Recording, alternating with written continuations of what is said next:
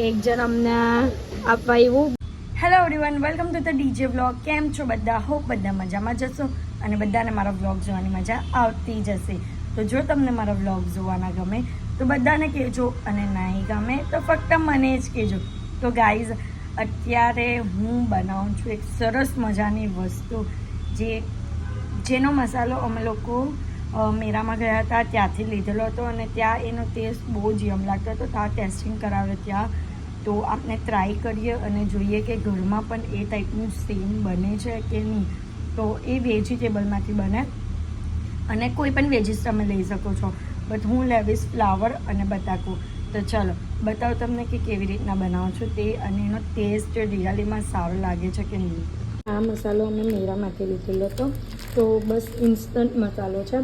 બસ બટાકા અને ફ્લાવરને બાફીને થોડા ઘણા એવા બાફીને બસ આ મસાલાની અંદર નાખી દીધા અને થોડું પાણી એડ કરી દીધું. અને આજે અમારાથી તરાય એવું નથી 3 દિવસ માટે, તો એ માઇન્ડમાંથી નીકળી ગયેલું હતું. એટલે હું એને ડીપ ફ્રાય કરું છું, એટલે કે પેનો નહીં ચડાવાય એવું કંઈ સમથિંગ છે. એટલે હું આ પેનમાં ફ્રાય કરું છું નોર્મલ તેલ લઈને. તો બસ કેવું બને છે તે આપણે ટેસ્ટ કરીએ અને તમને કેવું લાગે છે. અને આમાં મને થોડો મસાલો ઓછો લાગે છે તો આપણે થોડો મસાલો એડ કરીને પાણી એડ કરીને થોડી કોર્નફ્લોરની સ્ટડી જે છે તે વધારે કરીએ. તો ગાઈઝ, હવે પરફેક્ટ રીતે બટાકા અને ફ્લાવર પરફેક્ટ રીતે અંદર મિક્સ થઈ ગયું છે. તો આપણે એને પેનમાં મૂકશું.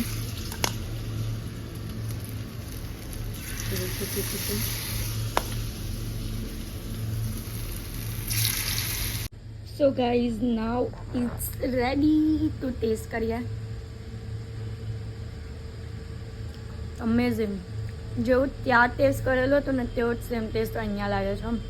નહીં તો અમુક વસ્તુમાં કેવું લાગે કે જે આપણે ટ્રાયલમાં કરીએ ને એના પછી ઘરે આવીને બનાવે ને તો એનો ટેસ્ટ જ નહીં લાગે, બટ આનો લાગે છે ને બહુ જ મસ્ત લાગે સિરિયસલી.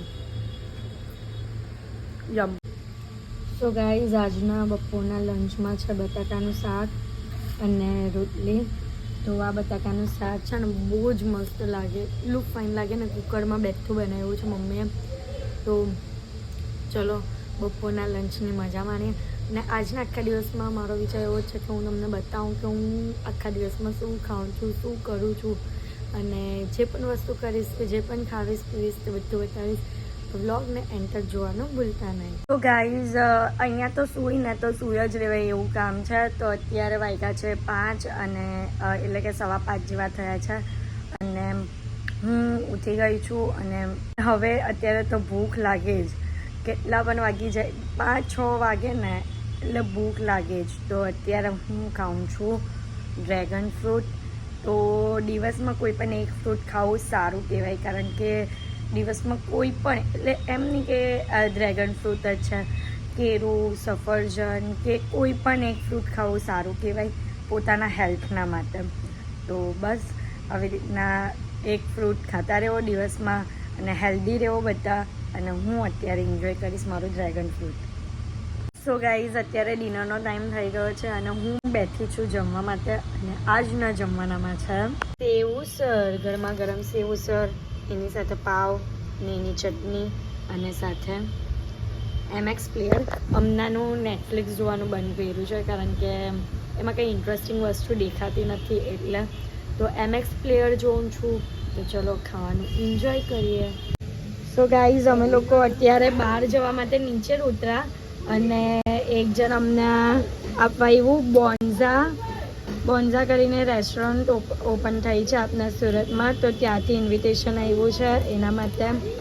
તો જો ધ્રુવ એન્ડ હાર્દિક જરીવાલા અને આ ટાઈપનું આખું ઇન્વિટેશનનું બોક્સ છે. તારી ફેવરેટ ચોકલેટ છે ફરેરો રોચર? હા, ફરેરો રોચરની ચોકલેટ્સ છે. પછી આ શું છે? આ કઈ યુનિક દેખાય છે? એ તો ઉપર જઈને ખાવાની વસ્તુ તો નહીં, એ શોપીસની વસ્તુ છે. કેન્ડલ. હા, કેન્ડલ કેવું કઈ સમજે. કઈ નહીં ગાઈસ, આ બતાવશું શું છે તમે બતાવશો. હા, કઈ નહીં પછી આપણે ઓપન પછી કરશું. અમે લોકો અત્યારે બહાર જઈએ છે.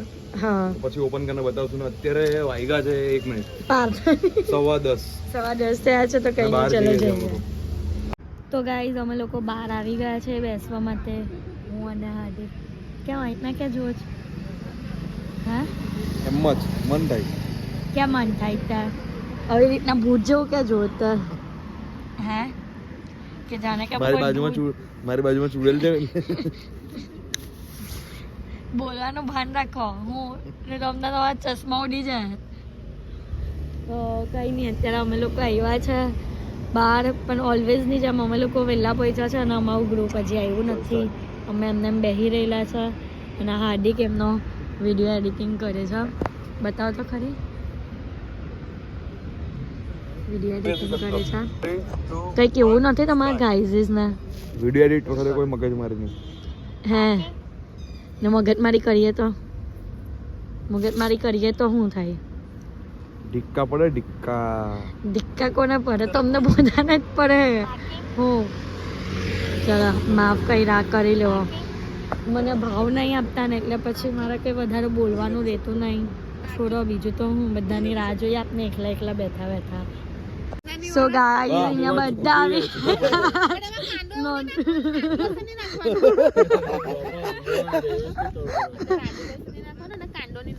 દૂધ બનાવી દે છે ને એના. સો ગાઈસ અત્યારે કેટલા વાગ્યા છે? 12:30 વાગ્યા છે અને હાર્દિક જો રિક્ષાને ધક્કો મારે છે. કાકા એકલા ચાલતા જતા હતા અને રિક્ષા બંધ થઈ ગઈ છે. અને અહીંયા જો અમારા પાછળ સાથીદારો બધા, આ સાથીદારો અને ગુરુભાઈ પણ છે રિક્ષામાં, એટલે તો મારું જ પડે. તો ધરમસિદ્ધ અધિકાર થઈ ગયો કે આપનો. ગુરુભાઈ અને પારુબેનનો ફોટો લાગેલો છે એટલે આ લોકોની મંજત બંધ થતી નહીં. જરાક આમાં હતા કે આવી નહીં ચાલવો, અલગ છૂટી ચાલો. જો બસ ધક્કો મારો તમે લોકો પણ. દમ લગા કે ચલો કઈ નહીં. હવે અમે લોકો અત્યારે ઘરે જ જઈએ છીએ રિટર્ન. અને બહુ મજા કરી આજે તો. સેટરડે નાઇટ ફૂલ એન્જોય કરી અમને પડતે. બસ તો ચલો હવે અમે લોકો ઘરે જ જવાના છે. તો ગાઈઝ અહીંયા આ ઇન્વિટેશન કાર્ડ અત્યારે જ ઓપન કરવાનું મન થયું છે, કારણ કે અંદર જે ખાવાનાની વસ્તુઓ છે ને એ જોઈને. તો પહેલાં તો આ હટાવીએ. કેચી નહીં, નાખું નહીં કાપીએ. મેન તો છે ને આ જોવાનું છે કે આ છે શું. હા મેન આ વસ્તુ છે. ઉભા રહો.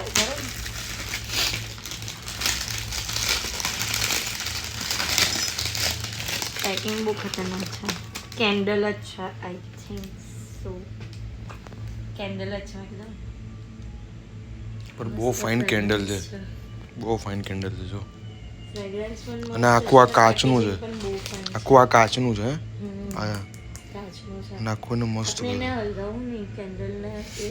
આ આઈ થિંક આટલી જ કેન્ડલ છે. આ તો આવું ને આવું જ રહે.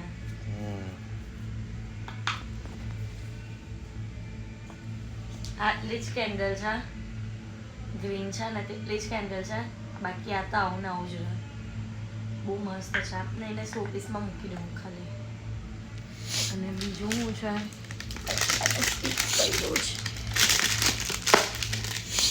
આ શું છે? કેનબરી કોલ્ડ ડ્રિંક છે કઈ. પછી આ ચોકલેટ છે. કૂકીઝ છે. આ પણ કંઈ ચોકલેટ જ લાગે. યુનિક ચોકલેટ છે. અને આ ચીઝ ચોકલેટ જ છે. ચીઝ આ નાચોસ તો છે. નાચોસ છે. આ ચોકલેટનું છે. બસ બસ આટલી વસ્તુ છે. કચરો નહીં, આને પેલું એ સણ બધું કરવાનું છે. મારા કામની વસ્તુ જ મોકલી છે. એમ કે ન તો ચાલે. બધી મારા કામની વસ્તુ છે.